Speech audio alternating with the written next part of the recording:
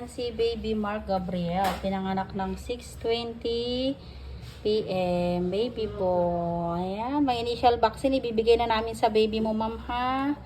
Ayan. Cute ng baby nila, oh. Super cute, no? Super cute. Ayan. So, lahat naman yun, ma'am, ibibigay kay baby mo. Yung Hepa B, Vitamin K at eye ointment sa mata, no? Ayun po yung mga initial vaccine. Isusulat din namin sa baby book ni baby mo, ha? Then, bukas, ipapacheck natin si baby mo sa pedya, no? For sure, na okay naman din si baby. Kasi sa baby, pedya na po yung kailangan titingin, no? And then, bukas din kayo makakauwi. Kasi within 24 hours, dapat mag-stay kayo dito ni baby mo, ha? Congrats! Nakaraos na sila ni Mami. Ayan.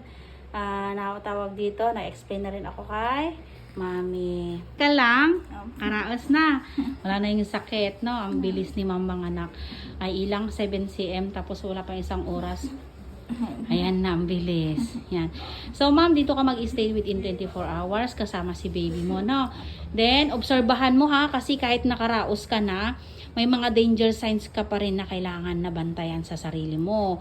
Nahihilo, nasusuka, masakit batok mo, sinisikmura, biglang paninikip ng dibdib.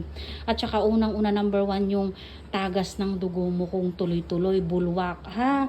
Kasi hindi yun normal. Then, ang follow-up check-up mo dito sa amin after 1 week. May problema o wala, babalik ka sa amin for follow-up check-up kasama si baby mo, no?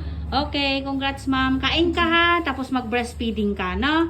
The best ang breastfeeding. Walang tatalo sa gatas ng ina, ha?